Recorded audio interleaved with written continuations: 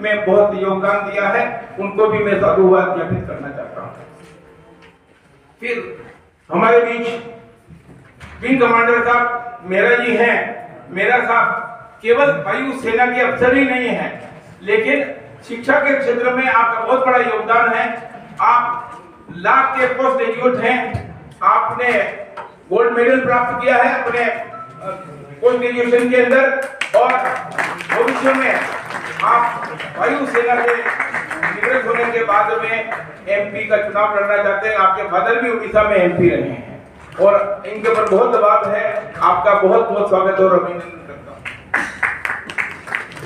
इसके साथ ही आज जो शख्सियत मुख्य अतिथि के रूप में अपनी भूमिका का निर्वाह कर रहे हैं और हमें आशीर्वाद दे रहे हैं कि ये अक्षय लोक जन पत्रिका आगे से आगे बढ़ती रहे और समाज सेवा का कार्य करे, लोगों को सत्य साहित्य उपलब्ध करावे, श्रीमान उमराव सिंह जी साहब ओसवाल साहब के बारे में जितना मैं कहूँ उतना कम है। कारण क्या है कि आप वो शख्सियत हैं जिन्होंने जीवन का संघर्ष उसकी तपती हुई आग में जल करके अपने आप को कुंदन बनाया। ये कुंदन ऐसे नहीं बनता, उसके लिए पुरुषार्थ करना पड़ता है। आपने जीवन में पुरुषार्थ करके जो मुकाम हासिल किया है, मैं आपको बता दूं कि बिल्डर के रूप में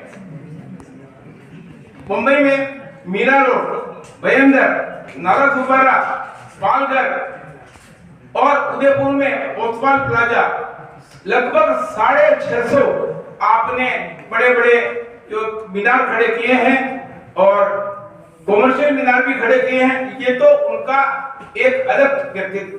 शिक्षा के क्षेत्र में आपने मंगलवार और मुंबई में 600 करोड़ की लागत से शिक्षण संस्थाओं को शुरू किया है और आप चाहते हैं, जब भी आप हमसे मिलते हैं तो कहते हैं कि मंडल साहब हम चाहते हैं कि बच्चों को वर्ल्ड क्लास एजुकेशन मिले, उसमें कोई कमी नहीं होनी चाहिए। और मैं आपसे कह रहा हूं कि आपने हमको 200% इंफ्रास्ट्रक्चर खड़ा किया है। यदि कोई कमी है तो हमारी है, उनकी तरफ से कोई कमी नहीं है। जब भी उन्हें कुछ कहा जाए वो आगे से आगे होकर के हमारे काम को अंजाम देने के लिए तैयार रहते हैं। इसलिए आपके बारे में दूसरी बात जो कहना चाहूंगा कि सेवा और परोपकार के पर्यायी हैं उमराव सिंह जी साहब ओसवाल।